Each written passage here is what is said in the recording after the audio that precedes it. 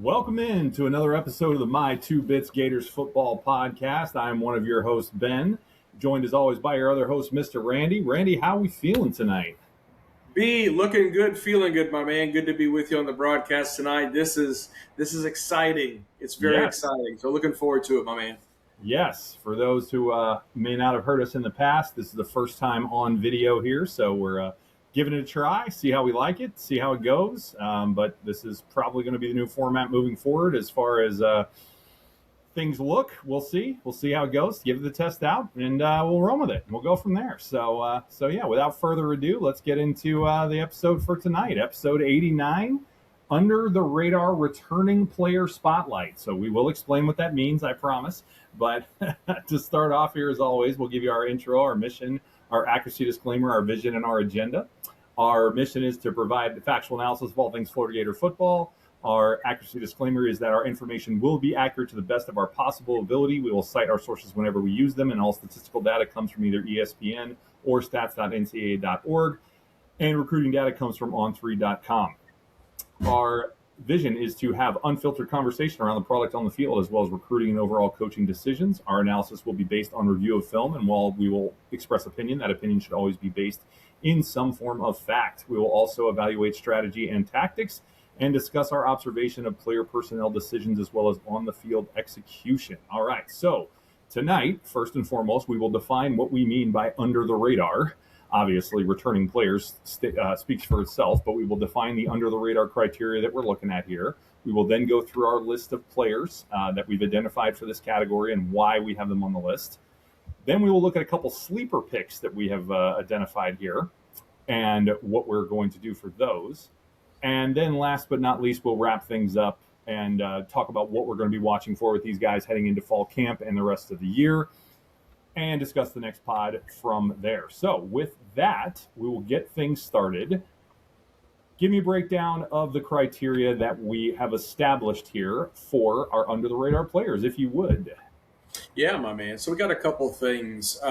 When you look at someone who's under the radar, you look at someone who's not really in the national spotlight, might not be on that main stage, a name that is probably not, repeated there and again after. So we're looking for a player that is not really known within the program or the recruiting circles, at least recruiting circles, but not known on that national level.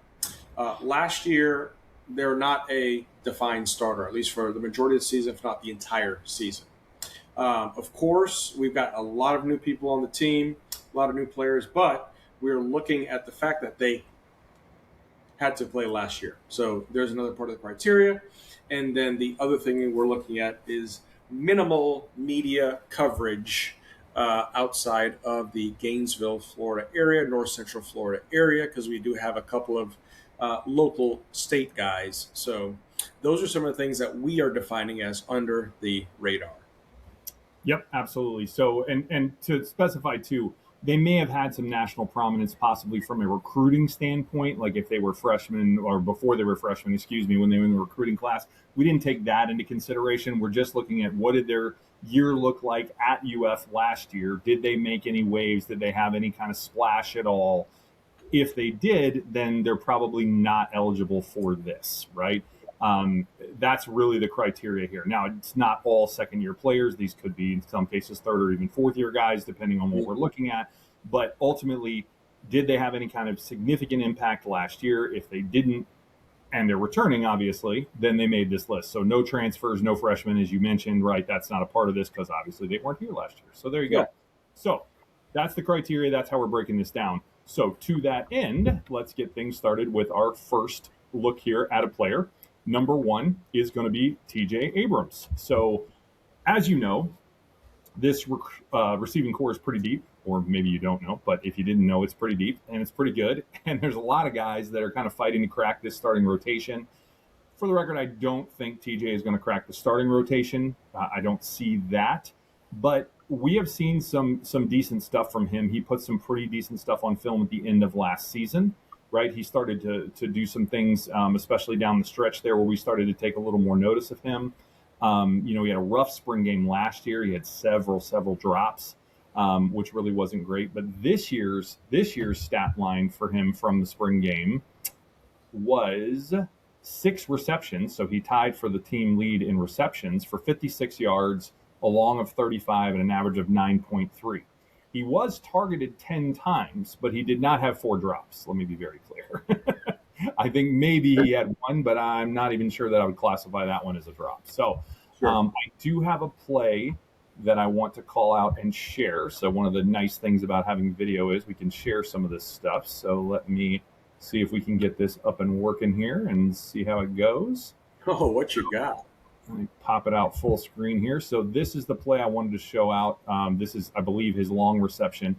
So what I want to point out on this is the way he actually comes back to the ball here. Really nice awareness and play on the ball. Slightly underthrown by Trammell on this. I believe it's Trammell playing QB on this. Yeah, it is. So it's slightly underthrown. It's not really meant to be a back shoulder fade. And he makes a really nice play on the ball there. So if I go back one more time, the other thing I want to look at is if you look at the route here, he's going to come in and make a really nice in fake here and just get the corner off balance there and then really go up and make a nice play on the ball coming back for it and a really nice play on it. So really good stuff there. So again, just a good example of some of the stuff that we saw out of him in the spring game. We saw some other things that looked really nice, some good route running that was really pretty solid. And obviously we know he has speed. He's had that since day one. So ultimately, I think TJ can have some much more significant impact. Now, this is not to say, let me be clear on all of these guys. We do not think they are going to be like, all SEC type level players here, right? These are guys that can have an impact, not that are going to break out. We're not calling for breakout performances here. Just guys that can crack the rotation, right? Crack the 2 deep potentially, maybe even in some cases be a starter in some of these examples, and then, go from there. So there's the breakdown for TJ. What do you got for your first one? I like it, and that's the thing about TJ. I've always wanted him to break out. Always wanted him to push. Always wanted him to break through because he has the speed. His route running has gotten a lot better. A lot better. I feel like he's putting in the work. I feel like he's there in camp. He's in practice. He's staying long, and so he's one of those kids that you really pull for because he's got the talent. As long as he can stay healthy and keep up with this offense, he should have an opportunity, right? Yeah, absolutely.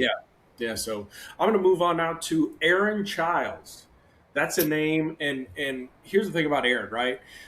Strong recruiting profile that faded and had a very interesting swing between his first and second season. But it started off as a consensus 4-star linebacker out of Maryland. So chose the Gators over Michigan, had a couple other suitors there as well. Top 100 kid. National recruit. Came into University of Florida, 6'3", 225. Now listed at 6'3". I'm glad they still have him at 6'3". I would have been shocked if he had grown an inch. A couple more inches. yeah. But now he's upwards of about 249, almost 250. So he's put on some size.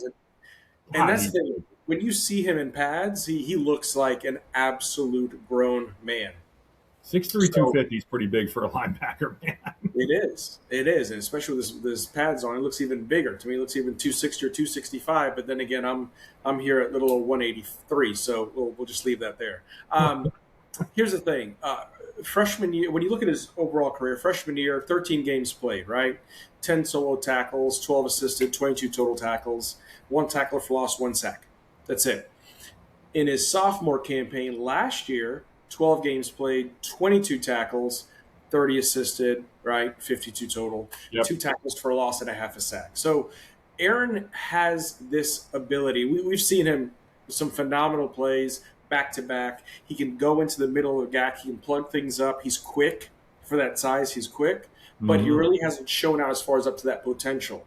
I hope that with Chapman there with him, and also you look at the other schemes that Brad White wants to employ, Aaron's going to have a greater opportunity to make an impact this year. So I felt like last year, although, he overall had, 52 tackles compared to 22 tackles in his freshman campaign, that's really, really not where he should be and the impact that he can bring to that defense. So really looking for Aaron to take his notch up and step up. And that's why I think he can be, or he is a under-the-radar player, especially in that linebacker core.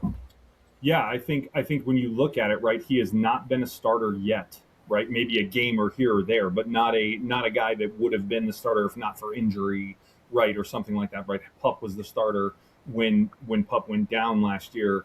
I think Childs and Robinson kind of split starts along with Graham, right? And there was a game or two where he did start, I believe, but he has not consistently been the starter, right? And so that's something where I think it's interesting because it kind of surprised me that he didn't progress maybe as quickly as Miles did. You know, Miles Right. obviously showed out a little bit near the end of the freshman year and then came on really strong last year. Obviously, we expect great things from him this year. That goes without saying. But you know, it's kind of like Aaron was right there from a recruiting profile standpoint, along with him, right? Best linebacker in Maryland, which is not nothing, right? Was it Maryland or Oh, Virginia? Could have been Maryland. Virginia. It was Maryland. I mean, that's a serious deal, right? Football and crab cakes, what Maryland does, right? So, Yes, um, sir. so you know, it's I mean, that's a big deal. It really is. It's a joke, but it's not. Maryland takes football very seriously, and you know, so there, the fact that he is, you know, as good as he is, you would think he would have maybe shown out a little bit more. So I think that's why we have him as under the radar. Obviously, if you're as diehard Gator fans as we are, he's not under the radar to you, but but I think when you look at it from like a national media standpoint, ever since that, you know, big get in recruiting, you haven't heard or seen a lot from Childs. So Right. I'm excited to see what he can do, and I do think he could be a starter going into this season. I absolutely think that could happen. Hmm. Um, I don't know that it will, but I think it could. That linebacker room has the ability for him to make that impact. So we'll see what happens there for sure. So Absolutely. anyway, moving on. Next up is Mr. Ben Hanks III. Now, again, obviously the name Ben Hanks in Florida, you know, we got some history there for sure. And certainly he was not, this is an example where he was not under the radar from his recruiting profile at all, depending on the service you looked at. He was a borderline 5-star, right? Not quite, but real close. Really high profile, set a record as a senior in Miami-Dade County for interceptions with 13, I believe. I mean, kid was off the charts, right, as a high school prospect.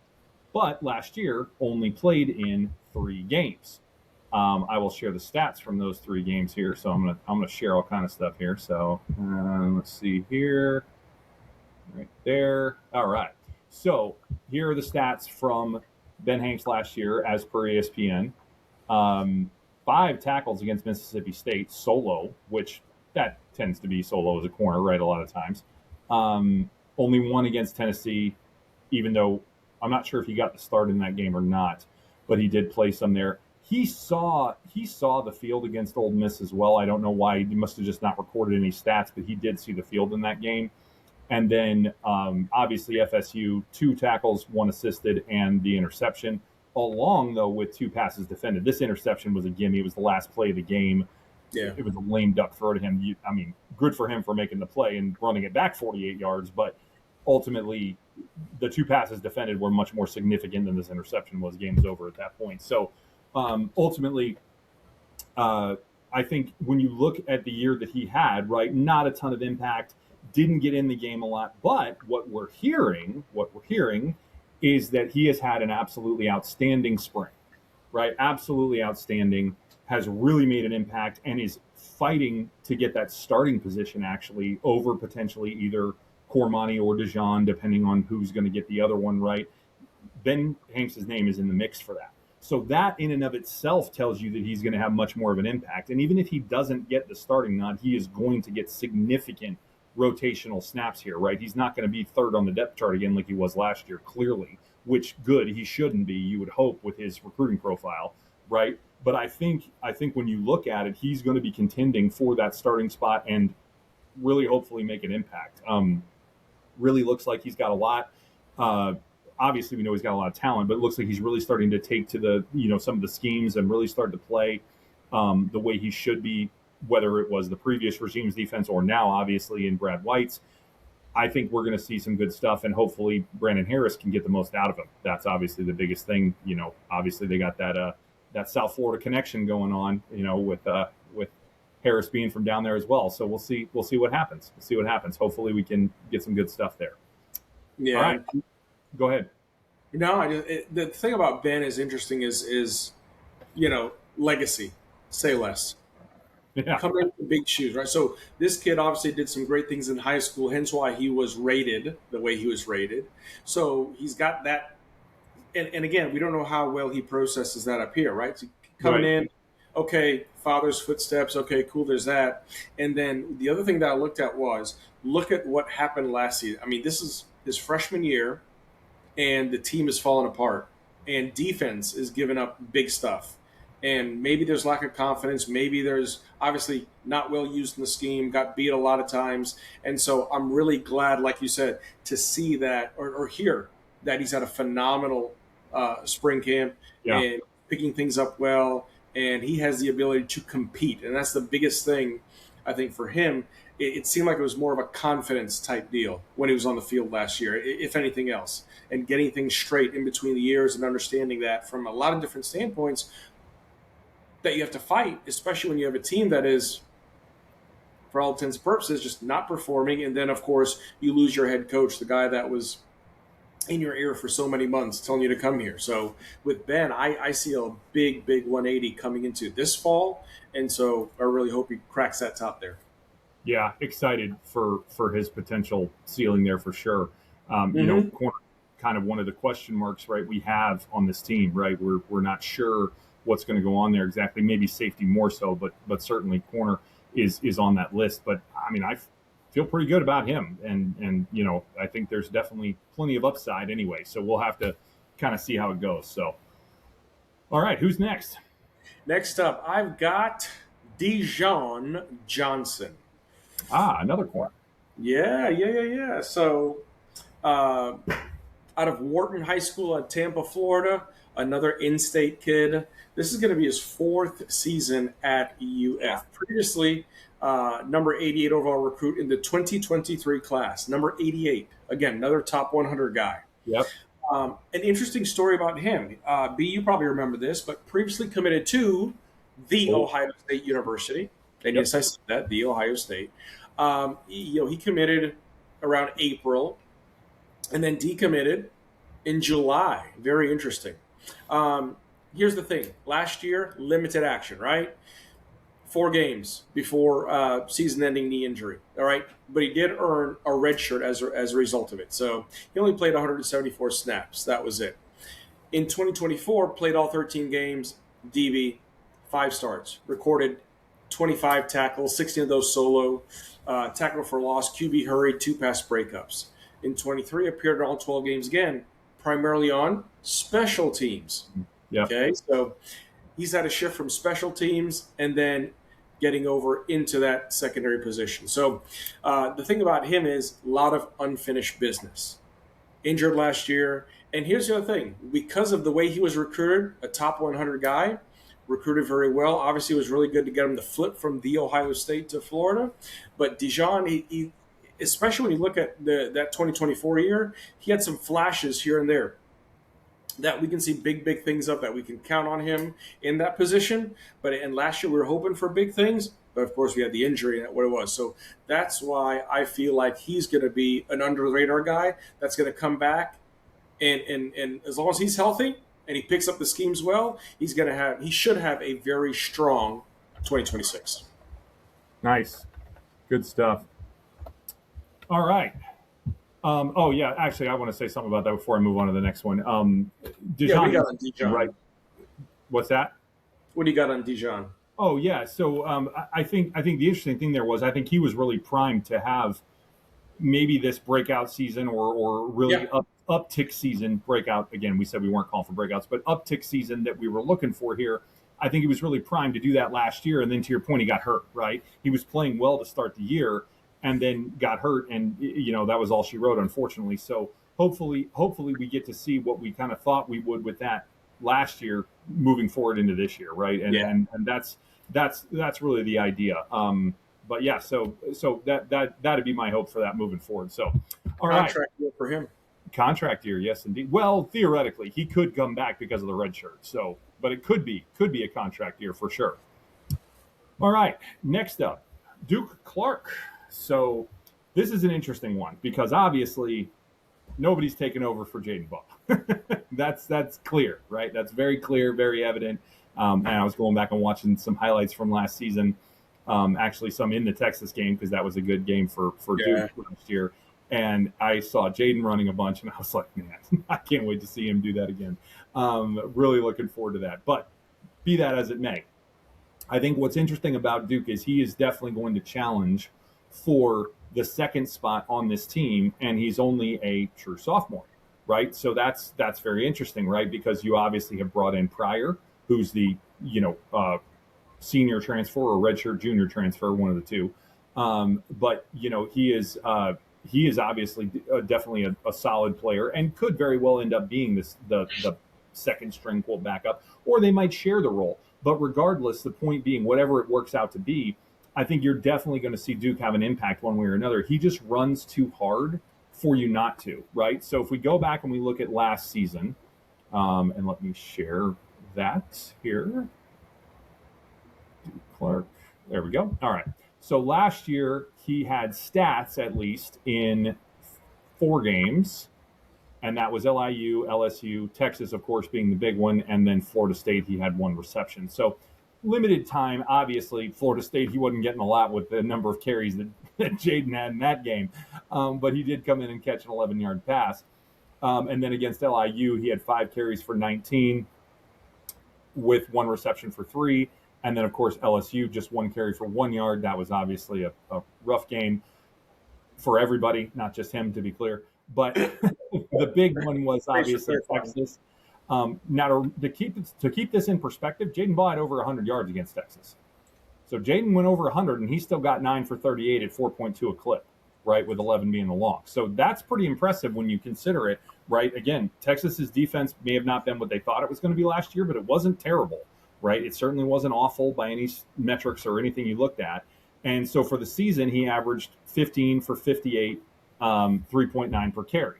So the other thing I want to share with you here is the spring game numbers, and I won't share my screen for that. But for the spring game on rushing, he was the leading rusher in yardage, or tied for it. But on 5 carries, he had 30 yards, averaging 6 yards a carry. So only got 5. Obviously, we played a lot of running backs in that game. I think we played 7 or 8 running backs in that game. And he only got 5 carries, but that's obviously fine. 6 yards a carry, no slouch, right? Pretty significant stuff. So that's a substantial gain for him in terms of what he's doing, the clip he was running, and obviously you and I were there. He looked pretty good.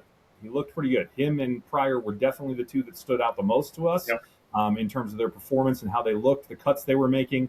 And Duke also had a real nice hit. I couldn't find it on a highlight reel, unfortunately, where he absolutely ran through a defender in the spring game, and that was pretty cool to see. You don't typically see that kind of stuff. We saw a few different physical plays in the spring game, which was nice. Kind of seeing some signs of that physical natured play that we hope to see this fall. I think we saw some of that kind of starting to shine through. But anyway, ultimately, I do think Duke is definitely going to at least challenge for that. And I think either way, you're going to see him have impact, at least in more games at a minimum, and maybe even in all, when he gets in there and kind of has that change of pace from Ball. He runs very hard. He runs very direct. Actually reminds me a lot of oh,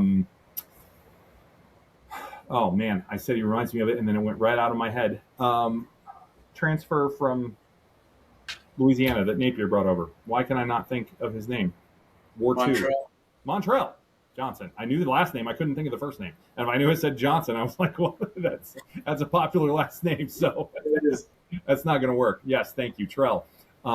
He was very, very similar, I think. Very, very good one cut, find the hole, good vision, and runs downhill very well. Definitely not shifty, but does a good job at finding that stuff. So anyway, we'll see what happens with Duke. For sure.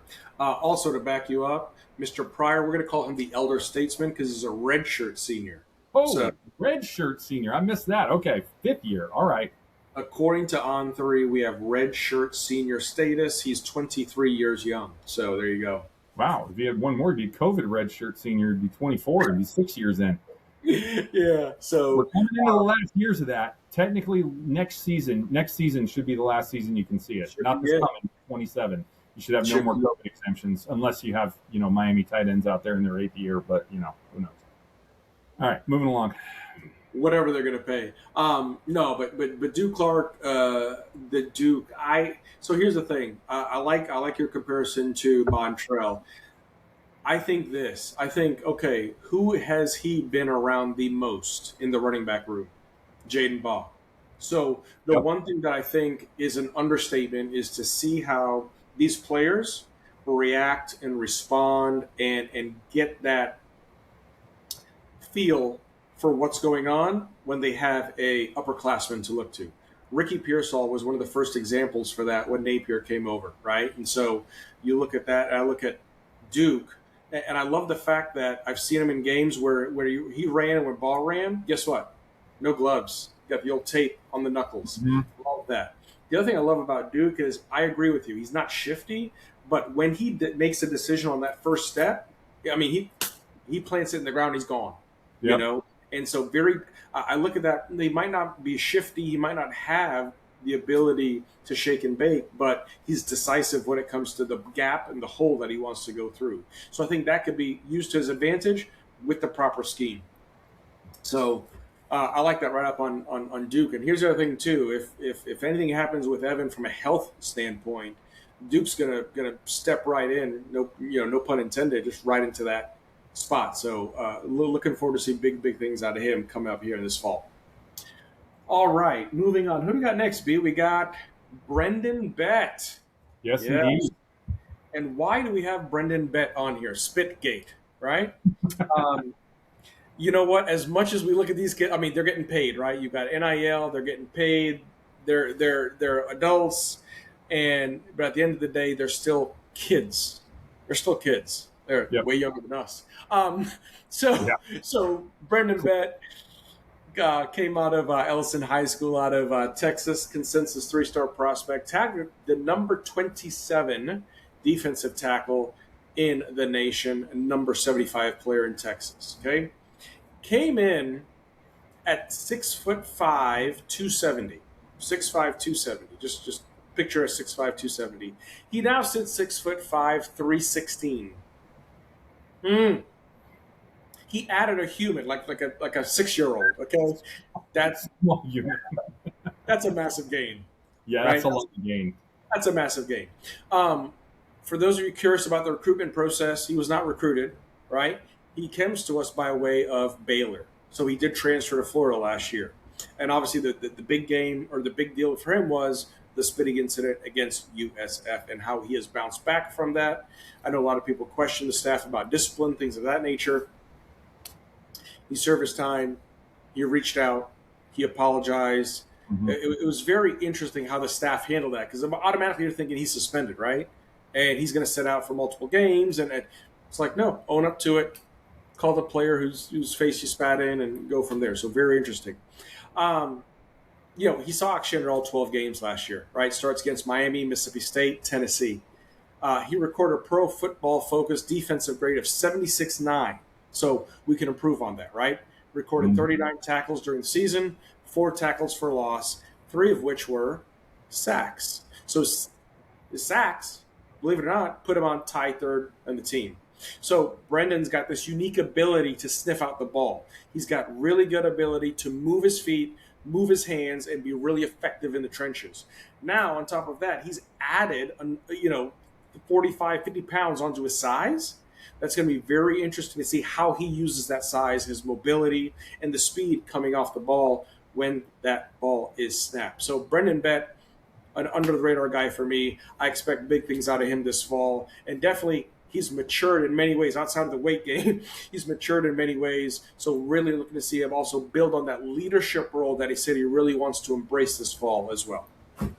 Yeah, I like that. And it's interesting you mentioned the weight game, but I'm also curious to see a lot of these guys. This one that you're discussing, obviously, the next two that I have and that you have as well, all interior defensive linemen. We're giving away something there, but ultimately, the interesting thing is going to be, right, and we're going to see this across the board, right? How is it going to affect the offensive line? How's it going to affect the defensive line? But especially these interior defensive linemen with this new strength and conditioning program, right? With what Rusty and John both really are bringing in here, what they're going to do. Because you talk about weight gain, and that's one thing, right? I know Tyler got some decent gains out of these guys, right? There were some numbers Yeah. we reported on with stuff like that. But ultimately, that's one thing.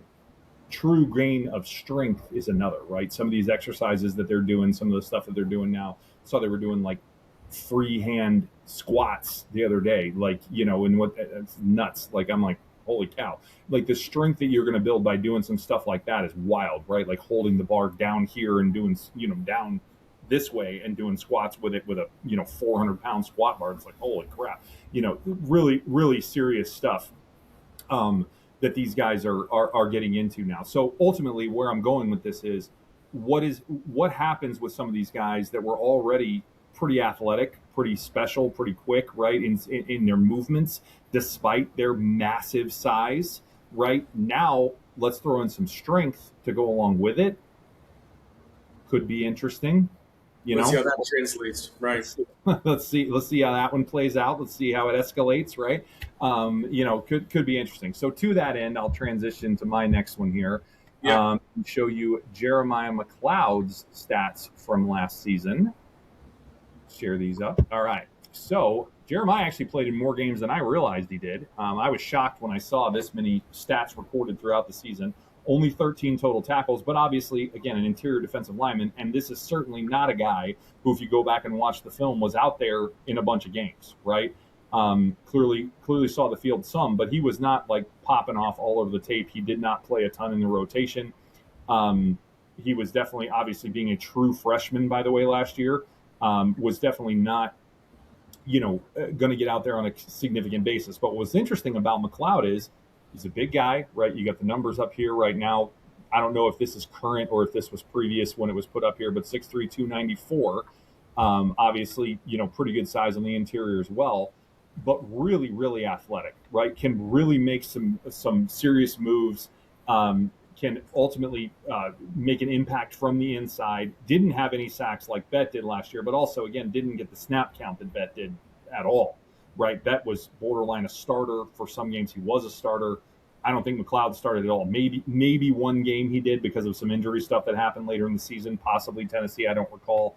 But ultimately, McLeod was not seeing the same rep share that was going on with Bet or some of those other guys on the interior. Obviously, Banks, when he was healthy, certainly had that spot. Though that was obviously not a lot of games either. But ultimately, the point I'm trying to make is McLeod had some impact last year, but it was fairly minimal. But I think that was ultimately more to playing time. The thing that really stands out to me, this is an interior defensive lineman. He had 2 passes defended. What? Yeah, that's very interesting. And I don't think those are just swats at the line. They could be. I didn't go back and watch the film, so I suppose technically they could be bat downs, but I don't think they were. I think they were actually him pulling out in coverage because throughout the season we actually commented on it, right? Yeah. And maybe these were. I didn't go back and look it up, so perhaps they were bat downs at the line. You can have that happen, but it's very interesting because either way, even if they were, that's still very athletic play for an interior defensive lineman, right? Especially a guy who's only 6'3". It's not like he's 6'7" out there, batting down passes. And, it's not like he has the height to just be able to get up and get in the way. He's not giant in terms of height on the defensive line. So either way, interesting stuff. Very excited to see what Jeremiah can do moving into this season, along with the next guy on this list. But I'll let you give your thoughts on him if you want to, before we go to the next candidate.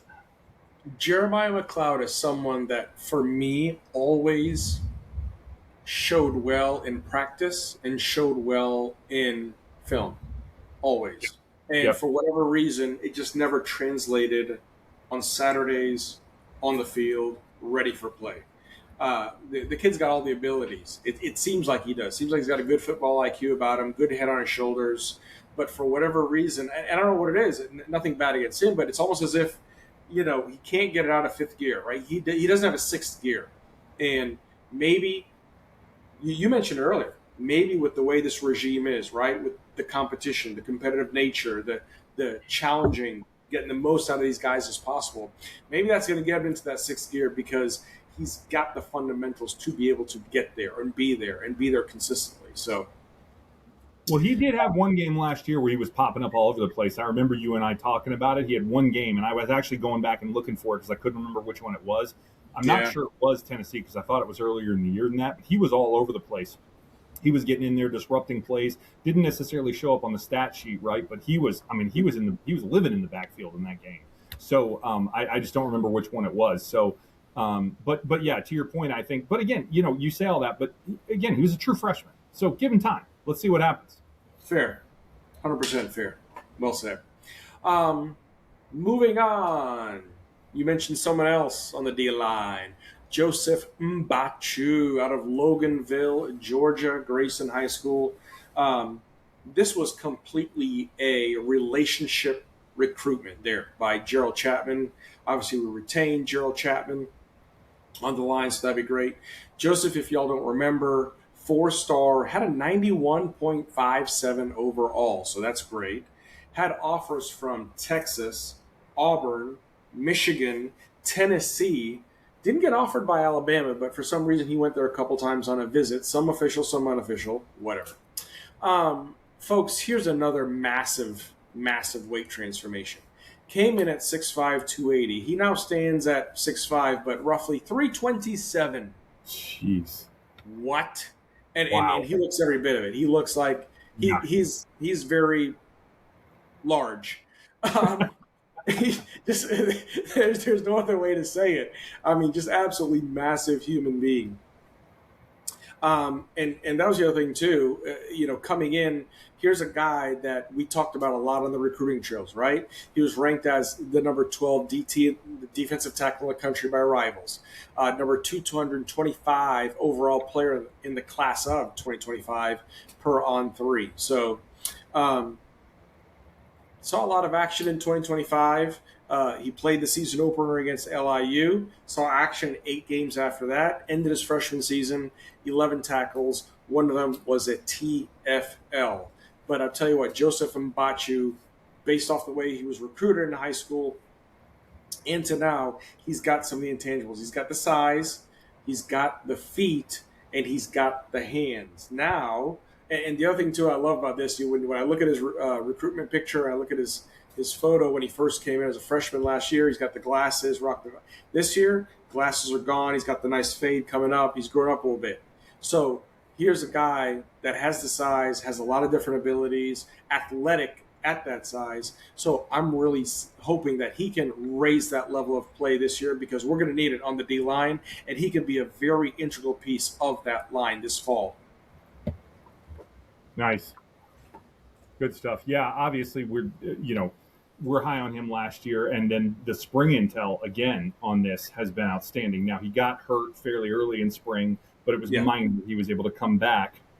Obviously played some in the spring game, so that was great to see, and really did look pretty good there.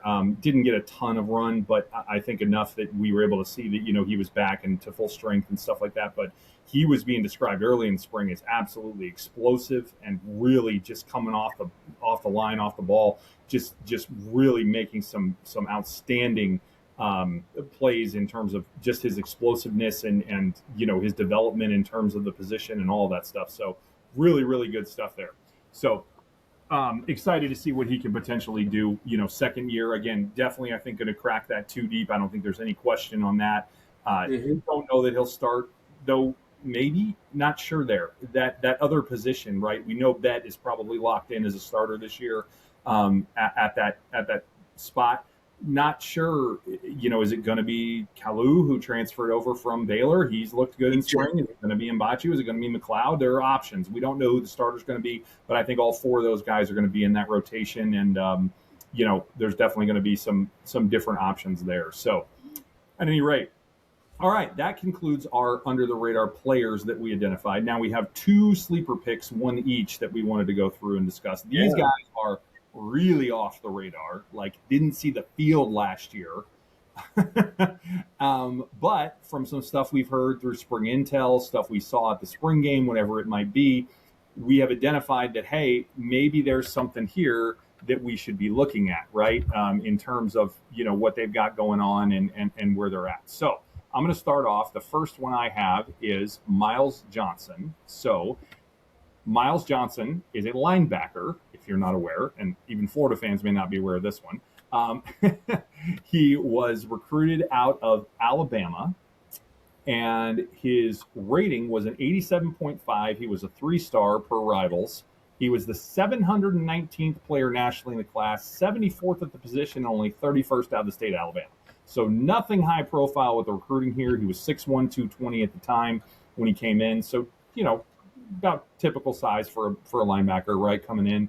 But there was nothing here that really popped. Decently hard hitting, but nothing that was like exceptional or off the charts. Certainly none of not near the recruiting profile of some of the guys we were already talking about in this segment. So, but again, that's not to say that it can't come on. We've certainly seen that many times with guys. Nothing against Miles here. Just discussing the differences in terms of what we're looking at comparatively. So, what stood out here is what I'm going to share is your spring game stats. But having said that, so this is from stats.statbroadcast.com, which is a different site that we also sometimes use for some stats. And you can see that he had 7 total tackles, led the entire team in the spring game, 4 solo and 1 tackle for loss. Pretty impressive stat line, especially when you consider he did not start this game. He did not even play for much more than half the game, I don't think. Certainly didn't get any more run than anybody else did in this game, and really had an outstanding showing. You combine that with the fact that the coaches were really talking him up kind of coming into this game, said he had a really good spring. Interesting thing was that they were definitely able to see a lot from him and see a lot that he was able to go through and produce from the spring game and in spring practice. So hopefully going into next year, we will be able to see, some good things out of him. Here's the other thing about Miles that I think is interesting is when you look at his stat line, he only shows stats that I found be in a couple games, right? He had an appearance at LIU, 4 total tackles, 3 solo, 1 assisted tackle. Ole Miss, 1 tackle, no solo. That's it. And you're like, well, how did he make 12 appearances last year? Special teams. Special teams. We know special teams doesn't really get a whole lot of recognition. But at the end of the day, Miles has a lot of abilities. He's a ball hawk, and that's one thing that I think he showed a lot in the spring game as far as going after the ball, hence why he led the team in tackles. So, again, out of Brewerton, Alabama, the thing that was interesting about him as well, and Kalen DeBoer talked about this, he was sad to see him leave. Because if you remember, he was committed to Alabama. Nick Saban retires. He's gone the very next day. And Austin Armstrong, he did us a solid because Austin stayed in touch with him, the whole way. And hence why he came to Florida after decommitting from Alabama. So that was a big get there. And he's got a good football IQ. So expecting a lot of things out of him. If that little micro slide there in the spring game was any indication of what he's going to bring this fall, then solid sleeper pick on Miles. Solid sleeper pick. We'll see. We'll see. All right, who you got? We got OK Onus Conan-Banny. So, folks, if you don't remember, a big recruit in those circles, Onus was supposedly headed to Knoxville. 3-star, 89.39 overall. Again, 416 nationally, number 43 in his position, number 12 in the state. However, coming out of Heathwood Hall Episcopal. Onus has the size. He's about 6 foot, 6'1", 180 pounds. Very lanky, twitchy, able to find the ball. Speaking of find the ball, B, I'm not sure if you have it. I do. That's interesting that you said that. Okay, so folks, if you looked at some of the footage or not, we know Coleman had a great pick, but look at this pick here by OK, Mr. Conan-Banny in the spring game. That's what I wanted to highlight because let's hope he'll be doing a lot more of this in the fall. So it isn't the best angle, but it is really nice to see how he tracks the ball. Here we go.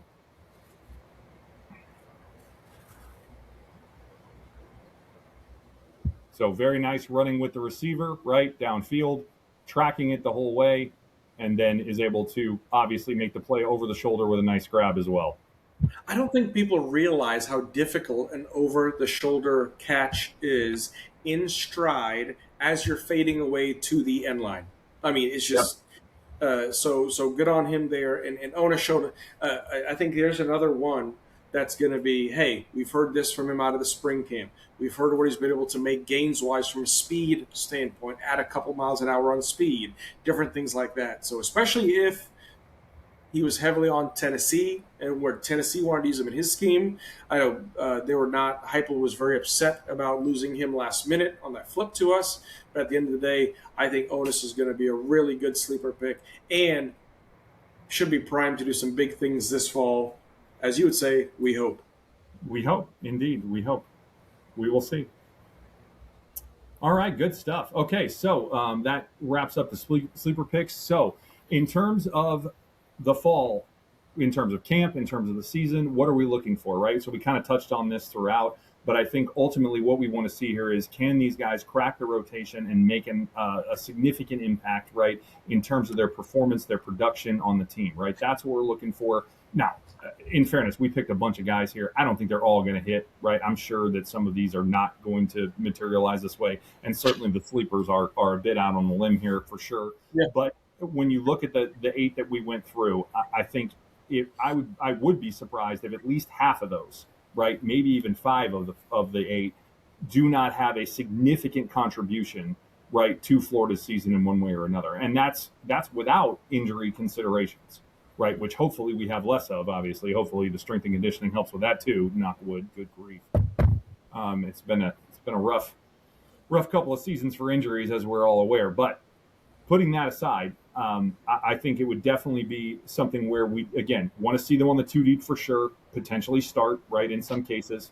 And then from there, what kind of impact do they have, right? Are they a significant contributor in terms of the overall week to week in, week out, consistently, right, making an impact in games, right? I think that's what we're looking for to say, okay, these are guys that we can see, and we can see that with all these guys as at least having the potential to do so, and that's why we call them out. So, any other thoughts on that before we close things out and talk about next pod?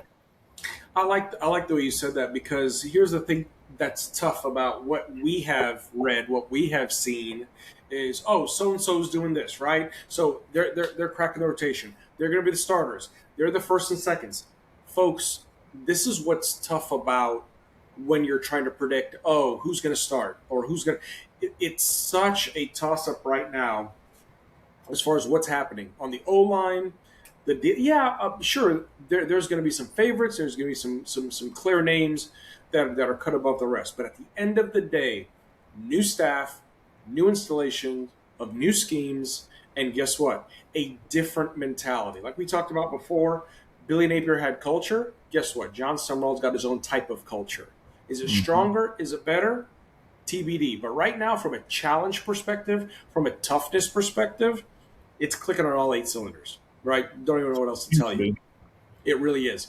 Going back to the weight room deal, to know that they spent 700. I think the article that we read was 750 grand to overhaul the weight room because it wasn't safe. It wasn't set up for success. Are you kidding me? And then Rusty Witt coming in here and them talking about implementing the gauntlet, doing the gauntlet, and then the different types of workout moving forward and how to really build strength. Yeah. As an SEC team. Trenches, not trenches, but what it takes to play SEC football. And the reason why they overhauled the weight room is because Witt and Summerall are in there one morning lifting. And they're like, well, wait a minute. Look at how this is set up. We got guys have to squeeze back here on this bar to spot. Like, this is not going to work. The floor redo to be softer on their feet to help, make sure that they're safe in terms of the weights bouncing, but also the absorbing shock. Right, and their backs too. Yeah, exactly. So you prevent injury in those circumstances as well. Yeah, it's interesting stuff, man. They clearly at least seem to know what they're doing. I mean, they certainly give every indication. I think it would be foolish to say Rusty doesn't with the number of years of experience he has. I think it certainly seems like he knows what he's got going on. And it seems like John does too. I mean, every indication is there in terms of at least what he's doing in terms of his off-season program. During the season remains to be seen, right? Can he do it at this level, right? That was the question with Billy. The answer was clearly no. Is it going to be a yes with John? We don't know. We don't know. And I think that's one thing you kind of alluded to it. When you talked about who's going to start and all those Yeah. things, there are so many unknowns. It goes way beyond just that, right? I was thinking about the season today, and just thinking about well, what do I think? Because I'm the schedule pod's starting to be on the mind because it's looming out there, a couple months away here, and that's obviously something that we put a lot of thought into, and it is going to be so hard to predict games this year. Last year we really had a good feel of what this team looked like, and we'll use the data as we always do. We really will, and we'll have that, and that will help. But at the end of the day, it is going to be really difficult because there are so many unknowns with Florida. We think we have an idea of some of the stuff based on stuff that we've researched and read and seen and talked about and everything else. But ultimately, at the end of when it all boils down, we do not know what this is really going to look like in practice at the SEC level. We just don't. We just don't yet, and there's no way that we can until we actually see it. So a lot of this stuff in the offseason from anybody, not just us, and I'm not saying this to disparage anybody else or to disparage ourselves for that matter, but there's plenty of guesswork that is going on right now. Yep. Period. And anybody that tells you different, they're not being 100% honest with themselves, I don't think, because there's just too much that we just cannot know until we've got something to look at. So we'll see what it looks like as it goes forward. So with that, I think we'll close this one out. Good time on video. We'll see what happens with my little blip there. But hopefully we can make the editing work, and we'll go from there. So we will. We will. Speaking of going from there, next pod, June 9th, where we'll be discussing, this is an interesting topic, the identity crisis that has plagued our O-line for more than a decade. And can Big Philly style fix it? For the record, yes. Now it's just a matter of how long will it take, right? Yeah. So, well, I'll tell you what, he's making a lot of inroads. I'm hearing more and more about another top 100 offensive lineman potentially signing this week. Not a guarantee, but it could happen. Oh, actually, it might be next week because I think his committed date's the 8th or the 10th. I don't know. There's a bunch coming through. There's all kinds of stuff they're talking about. First big official visit weekend this weekend, though. So get ready to hear some more stuff start popping. I'm hearing commit stuff all over the place for potentially into this week, beginning of next week, beginning of the week after that. I mean, it's as you say, it's provocative. Yeah. It's going. So in other words, what you're saying is Summerall was not kidding when he said it's easier to recruit here? It appears so. I mean, again, we'll see what happens once it's not final till the names are signed. True. And that goes back to the season too. I think I think how we do end up looking is going to play a factor there. If we come out here and pull a, I don't know, 5-7 season, which God, I hope not, and I don't think so for the record. But if we were to do that, I think that's going to hurt us. I think we're going to lose guys. I do. Even though it's only his first year, I think there will be some fallout from that, and I hope that doesn't happen. But yeah, so we'll see how it goes. We'll see how it goes. But we will. With that, why don't you take us home and sign us off, man? Yeah, man. Really interesting experience here, being on video for the first time. My 2 bits. Listeners, now watchers, hope you enjoyed it. Drop us some comments, drop us some likes, drop us some whatever you want to drop something, whatever the case might be. I know they say, yeah, I know they say, even if it's negative, it's good, right? I don't know. We'll figure it out. But either way, thanks for listening. Thanks for tuning in, staying with us. And outside of that, wherever you are, whenever you may be listening, thank you for taking the time. And we will see you around, Gator Nation.